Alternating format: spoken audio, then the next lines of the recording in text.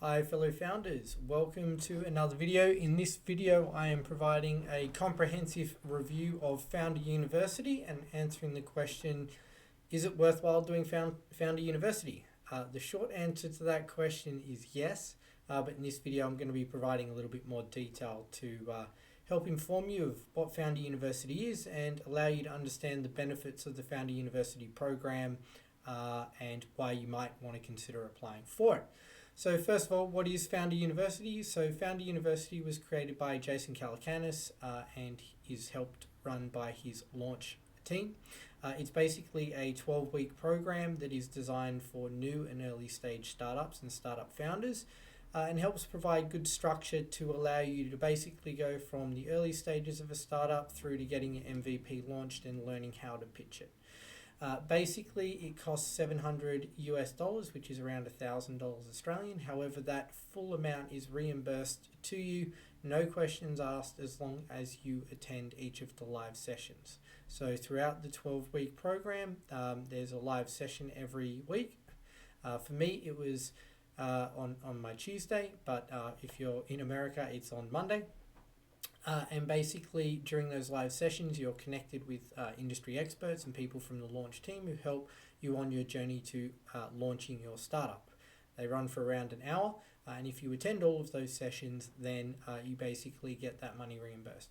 I really like the concept of having there being a amount that you have to pay to get into the course, even though it is reimbursed, because it just makes sure that people who are there are more likely to take it seriously, right? The course is essentially free, but if you started with a free price, like it's zero, you just put in your email, obviously you would have a much larger number of people sign up, but they might not necessarily follow through with turning up and doing the work. So it is a global program, as you might have been able to tell, because I said I'm here in Australia and referenced the American time slot there. So anyone from around the world can attend. The only thing that you need to be conscious of is that the majority of the calls and that obviously do cater to an American time zone, so you either need to get up early, which is often the case here in Australia, or stay up late. But look, if you want to do the course and be involved, that's not too big a ask in my opinion. So I was in cohort 3, so it's the third time that the program is run, and there's 150 to 180 founders in the cohort. Don't get confused with the 2-day or the weekend course that Founder University also do. That's like an intensive. If you go to Founder University, their website, which I'll link to down below, you can understand the difference. I'm specifically talking about the 12-week program here as well. So that's kind of the backbone of the program, the number of founders, the length, etc. So now we're going to get into a little bit of the nuts and bolts as to why you might actually want to participate in Founder University, and I'll also talk a little bit about who the program is most suited to. By far and away, I think the number one thing that the program does, especially if looking through the lens of an early stage founder or someone who's new to founding a startup, is that it provides a great deal of structure. So what I mean by that is all of the information, all of the content that is discussed, you could probably go and find it, right, on the internet. You could listen to enough of Jason's podcasts, you could go and watch marketing videos on YouTube, you could buy a Udemy course to learn about email marketing or whatever the case may be. And I'm sure that over time you would still get most of the information, right? There's always that insider knowledge that you get when you hear someone from launch, which I'll talk to in a minute, but you could find it all. The problem is if you've never done this before, you don't actually know what you're looking for. So just for some context, the startup that I've been building and have been working on throughout the program is called Oquire. This is my 5th startup, so I have been on this journey before. So I was aware of like the general steps and a lot of the information that was coming up and that kind of thing. But if I put my hat on as someone who hadn't been there before, hadn't done this before, it can be really daunting to know where to start. What do I have to focus on first? Is it, do I just put all my energy into building the product but don't think about marketing? Do I talk to lots of people? Don't talk to lots of people? When do I incorporate or register my company? When do I do all these things, right? So Founder University really provides that structure. It makes the information logical, easy to find, and in sequential steps that basically map to where you should be at the start of your startup's journey. So that, by and large, is one of the biggest benefits that I see from the program. The other thing that I think is really good is that because it's 12 weeks and it is structured and you have to answer a very short survey each week, it really holds you accountable to working to a faster time frame than you may otherwise do. What I mean by that is, I really pushed myself to make sure that I could get my MVP launch, to make sure that I defined the one sentence pitch for my startup. I pushed myself to create a pitch deck earlier than I probably would have if I wasn't doing the program. And that leads me to one of the other benefits, which is focusing on the one sentence to describe your startup. I think that a lot of people can describe their startup and what they want to do, but they take lots of words and lots of sentences and they chop and change and all that kind of stuff.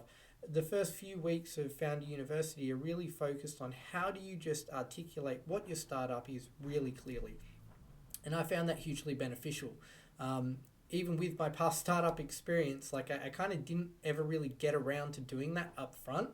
I kind of built the project or kind of came up with the general idea and then defined it or made it a little bit more defined kind of thing. Whereas I think really focusing on what that one sentence is as early as possible, it helps everything else. It helps with what you're going to build in your product. It helps with how you're going to market the startup. Helps you decide what channels you might use for marketing. All these kind of things are really beneficial. The extension of that is, as you get later onto the course, working on your pitch and really narrowing down how you pitch your startup in just 2 minutes was hugely beneficial. With my past startup, TaskPigeon, since being acquired, it's now called Taskly Hub. If you're looking for it, I don't really like that name, bit of a mouthful, but hey, that's what the person who bought it called it. I probably didn't really work on a pitch, so to speak, until I was invited to this event where I had to kind of share a little bit about TaskPigeon and that. With that startup, I wasn't raising funding, so I kind of put it off. I was like, well, hey, it's not something I really need to do now.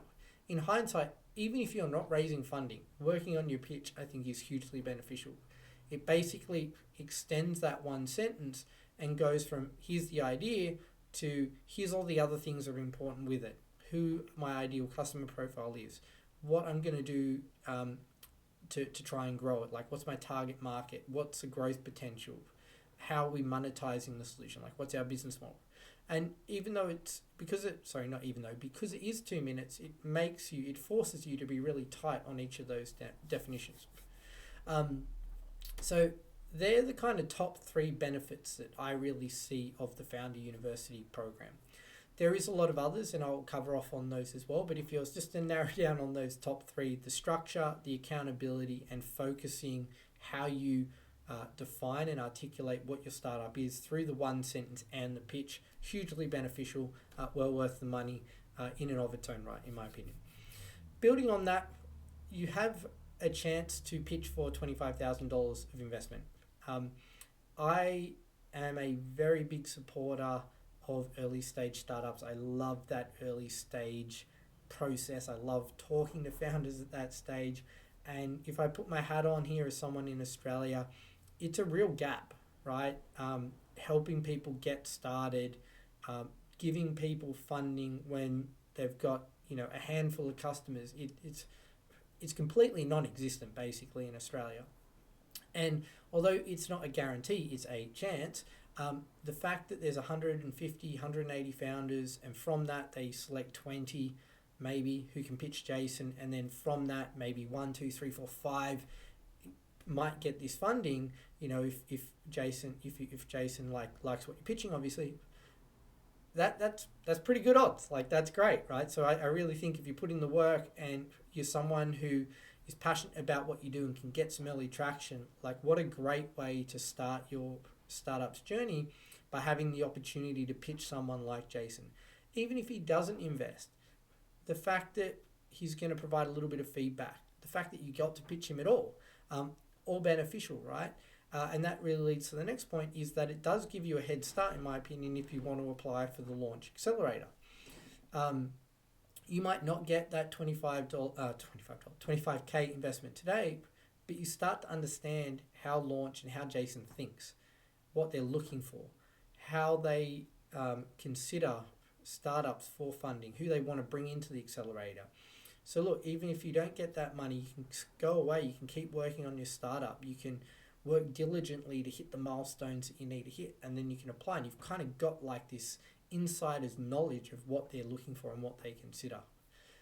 So another couple of really good benefits there in my opinion, and to be honest, one of the big draw cards for me when I first applied, I've listened to Jason for 7-8 years, his podcast. There's so many of his podcasts that, sometimes when there's a new podcast coming out, you can almost anticipate what he's going to ask, what he's going to say, because I've listened to so many of them. And yeah, I think this is just an extension of that, right? Even more personal. You get to potentially pitch him, and he did also present to the very first session and shared a lot of his insight. Again, a lot of that info is on the podcast, but you'd have to listen to dozens, if not hundreds of episodes to get all of those things in the order that he kind of presented. That leads to the next point. You get the opportunity to hear from industry experts. Now, I know you can go to conferences, you can watch YouTube videos from conferences, but you do get it in this kind of more structured manner in terms of what matters at what point in the journey.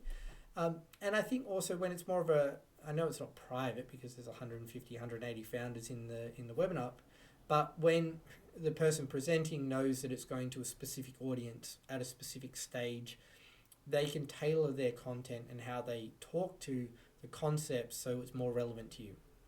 A really good example of this is you could go to a conference that's talking about marketing and someone's talking about how to optimize Facebook ads, and they're talking about, hey, if you've got a $10,000 a month budget, here's what you could do. Or, hey, if you're A/B testing all these different variants across hundreds of different demographic groups, here's what you could do. Now, for an early stage startup, all that's like completely irrelevant because you just don't have the budget to, run, 100 different variations or whatever.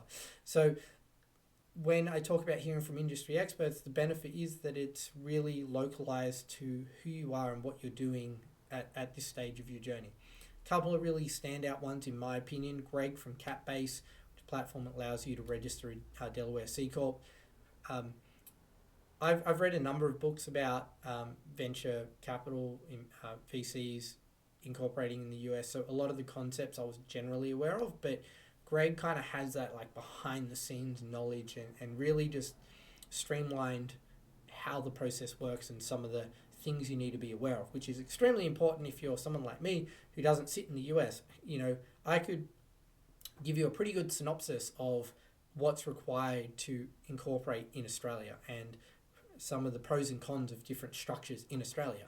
But that's because I've grown up here and I had companies registered here, whereas I've never done that in America. So Greg from Capbase, great, he had 2 presentations, great couple of presentations that really kind of provided that insight.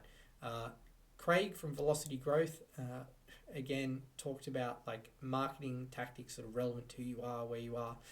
Same thing from Presh, also did that. And then the rest of the launch team, Heidi, Jason himself, and Molly also did a presentation. I wasn't able to attend that one live. I watched the recording though. That one didn't count as part of the reimbursements, if you're wondering why I didn't attend that one live. It got postponed for various reasons. All great insight. Presh also spoke about early stage marketing. Scott from Timewell, he talked about branding and like, again, kind of like your messaging and how you position yourself. Branding is not just your logos and your colors, it's more than that. And one of the other things I'm going to do in another video is talk about how do you get the most out of the program. Because one of the things that I did going into the program was I actually reached out to a bunch of people who'd done it before and asked them for their advice and their knowledge and how they went through the program, what I should be looking at doing to take most advantage of it. And one of the people that I spoke to was Scott. So, someone like that who freely gives, I've got, kudos for them all the time, because I basically saw that Scott had pitched on one of the YouTube videos and emailed him and said, hey Scott, I'm just this random person from Australia, would love to get half hour of your time, and he very generously gave me that time. So yeah, a couple of great kind of presentations from that, and that's not to say the other presentations were bad. They were just some of the highlights for me. If I was to kind of pick my top ones, I think I might also, did I mention Heidi from Launch as well? If I didn't, talking about data room and what needs to be in the data room. That was a really good presentation as well. So to summarize and to finish up, I just wanted to talk about who I think the program's best for, and then I am going to do a much larger, a separate, standalone video to how to get the most out of the platform, or the program, but I really do think Founder University is really well geared towards early stage startups. And what I mean by that is, and they're clear about this on their website as well, but in my view, ideally you should be going into the program with an idea or a couple of ideas that you're generally interested in, and you want to use the first few weeks to talk to more customers and validate, your thoughts and what idea might be worth pursuing based on the feedback that you get. I'm sure there are some founders who join with no idea at all, and I think, if that's you, I'm not going to say don't apply for it, but the 12 weeks goes really, really quickly, and you're going to get most value out of the program. By kind of week 2 or 3, you need to be working on what your one sentence is, and need to be talking to customers about that idea. So if you don't have an idea, just be conscious that you're going to want to try and find something pretty quickly. Or if you're someone who's going in with 2 or 3 potential ideas, just really know that, those first couple of weeks, you want to be talking to a lot of different potential customers so that you can get some knowledge, get some insight, so that you can narrow in and focus on what's the idea that you're going to pursue. And obviously, if you're someone like myself who already had an idea in mind or started working on an idea, using that time to validate some of those assumptions, make sure you're talking to the right people, defining that one sentence is definitely going to be beneficial. There were some later stage startups who kind of built something, already launched and that kind of thing. I'm not going to say don't do it. Again, there's a huge amount of value there. But if you're someone who's already got 5, 10K MRR, monthly recurring revenue, for those who aren't aware of that acronym, you're probably a little bit beyond the program, and you'll be kind of seeing things that for people who are earlier stage. But if you're using it as a channel to get a little bit more inside knowledge about Jason and Launch and how they do things, again, you're going to see benefit from that. But look, I don't want to ramble on too much longer because I know this video is getting on in length. The short answer I gave you up front, is it worth doing Founder University? Yes. I hope by sharing some insight into the structure and how it's run, you also understand why I believe Founder University is well worth doing. If anyone would like to connect with me, I will put a link down to my Twitter bio as well as my website below. You can contact me. I'm always happy to talk to early stage founders, and am happy to share further insight with you personally. Go and check out Founder University's website. If you meet those kind of criteria that I spoke about, I don't think you'll be disappointed. So register. Good luck with your startup, and thanks for watching.